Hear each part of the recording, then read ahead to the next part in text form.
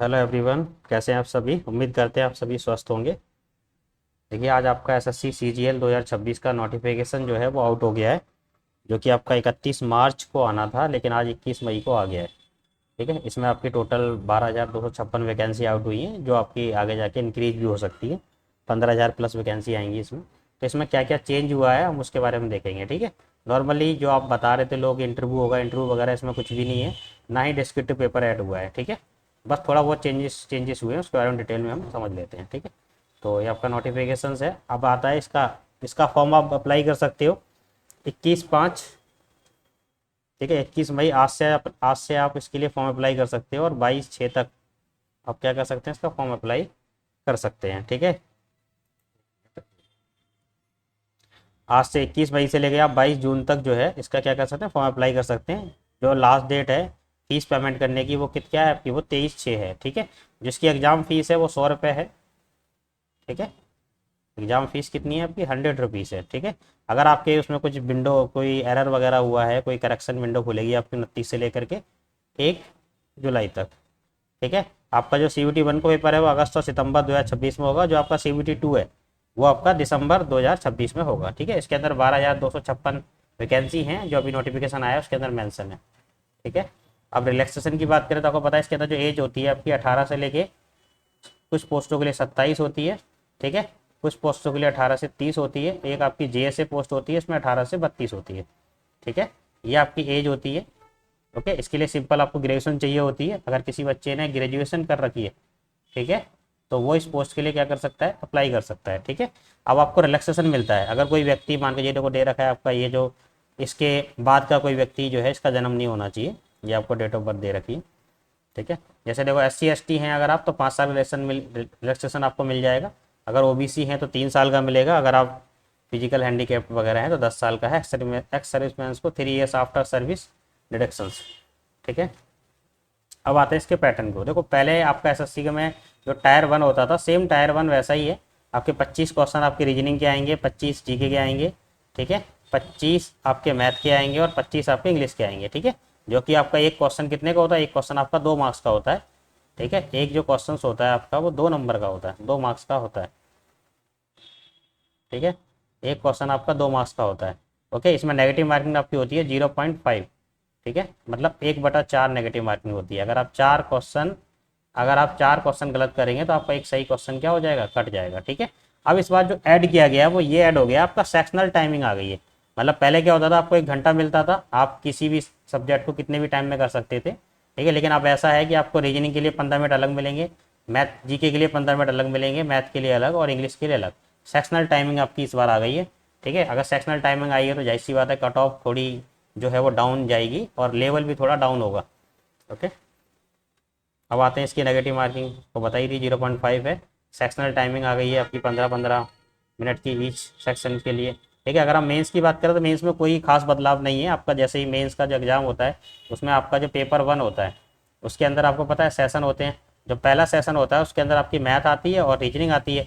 Math के 30 question होते हैं और रीजनिंग के भी 30 क्वेश्चन होते हैं। इसके अंदर जो आपका एक क्वेश्चन होता है आपका कितने नंबर का होता है, 3 नंबर का होता है एक क्वेश्चन। ठीक है, और यहाँ पर आपकी नेगेटिव मार्किंग 1/3 होती है। मतलब अगर आप एक क्वेश्चन की नेगेटिव मार्किंग करोगे, नेगेटिव मार्किंग कितनी है, 1 नंबर है। ठीक है, अगर आप एक क्वेश्चन गलत करेंगे तो आपको 1 नंबर कट जाएगा, और अगर आप एक क्वेश्चन सही करेंगे तो आपको 3 नंबर मिलेंगे। ओके, अब इसके अंदर भी एक चीज़ ऐड कर दी गई है, अब आप में इसमें भी सेक्शनल टाइमिंग आ गई है।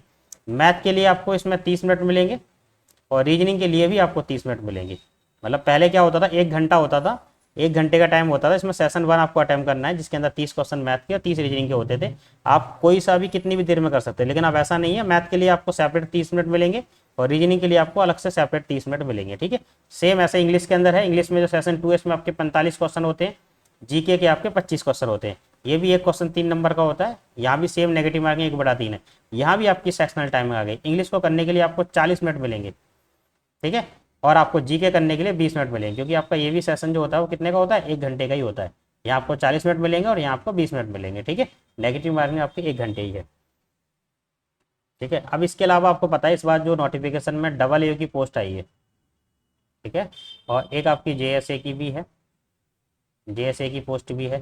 ठीक है, तो जो AA की पोस्ट है और JSA की पोस्ट है, इसके लिए मेंस में ना आपका एक अलग से पेपर होता है। ठीक है, पेपर 2 होगा और पेपर 3 होगा, ठीक है। अगर आप इस पोस्ट के लिए फ्री में क्वालिफाई करेंगे तो आप इसका एग्जाम देंगे, ये तो आपको देना ही पड़ेगा पेपर 1, इसके अलावा आपको एक एक्स्ट्रा पेपर और देना पड़ेगा, ठीक है।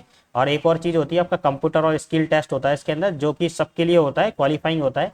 कंप्यूटर के 20 क्वेश्चन होते हैं, ठीक है, जो एक क्वेश्चन 3 नंबर का होता है, और ये क्या होता है आपका क्वालिफाई होता है, 60 नंबर का होता है। इसमें आपको क्वालिफाई करना होता है, आपकी टाइपिंग होती है जिसको 15 मिनट का समय मिलता है आपको, इसको भी आपको क्या करना होता है, क्वालिफाई करना होता है। इसका जो है आपका मेरिट में मार्क्स जो है ऐड नहीं होते हैं इसके, ठीक है, ये क्वालिफाइंग नेचर का होता है।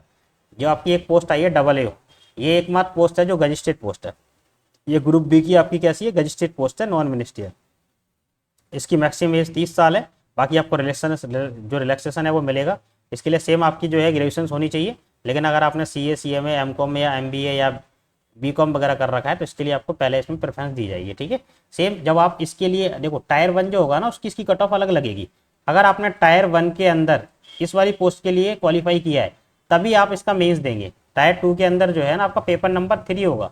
इसके अंदर क्या है, 100 क्वेश्चन आपके आते हैं, एक क्वेश्चन 2 नंबर का होता है और इसकी नेगेटिव मार्किंग आपकी 1/4 है।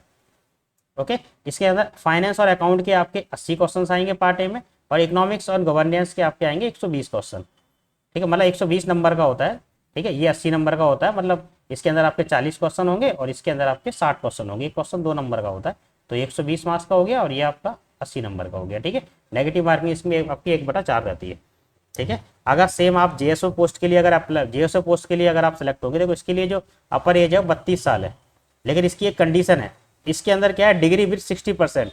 आपको एक तो ग्रेजुएशन होना चाहिए, साथ में क्या होना चाहिए, 60% मार्क्स होना चाहिए मैथ में 12th लेवल में, ठीक है। और या फिर आपके पास स्टैटिस्टिक्स की डिग्री होनी चाहिए ग्रेजुएशन लेवल में, तभी आप इस पोस्ट के लिए फॉर्म भर सकते हैं, वरना नहीं भर सकते। अगर आप इसकी भी जो है टायर 1 के अंदर जो है एक अलग कट ऑफ आती है, अगर आप उस कट ऑफ में इस लिस्ट में आपका नाम आएगा तभी आप इसका मेंस देंगे। तो इसके लिए आपका टायर जो पेपर जो नंबर है टायर 2 के पेपर नंबर 2 होता है, ठीक है। इसके अंदर भी सेम आपके 100 क्वेश्चन आते हैं, एक क्वेश्चन आपका 2 नंबर का होता है, नेगेटिव मार्किंग आपकी 1/4 रहती है। ओके, नेक्स्ट जैसा आपको पता है सिलेबस मैथ का आपका सिलेबस अर्थमेटिक और एडवांस सारी आती है। रीजनिंग में वर्बल नॉन वर्बल भी आएगी आपकी, और ऐसी आपकी इंग्लिश है, इंग्लिश में आपका रीडिंग सेक्शन आता है, राइटिंग आता है, वोकैबुलरी आती है, ग्रामर वगैरह। ये है आपका जीके में आपकी हिस्ट्री पॉलिटी ज्योग्राफी सारी, मतलब स्टैटिक्स जीके करंट अफेयर वगैरह, ठीक है, फिजिक्स केमिस्ट्री वगैरह 10th लेवल तक की सब कुछ इसके अंदर आता है। ओके, ये है आपका। अगर आप जो है एग्ज़ाम के लिए अप्लाई करना चाहते हैं तो आप अप्लाई कर सकते हैं, ठीक है। और अगर आप इसकी तैयारी फ्री में करना चाहते हैं तो आप हमारा यूट्यूब चैनल सब्सक्राइब कर सकते हैं, यहाँ आपको फ्री ऑफ कॉस्ट में इसकी तैयारी कराई जाएगी, ठीक है। और अगर आपको हमारी वीडियोस अच्छी लगती हैं तो आप जा करके हमारे चैनल को सब्सक्राइब कर सकते हैं, लाइक शेयर एंड सब्सक्राइब करें, ठीक है भाई।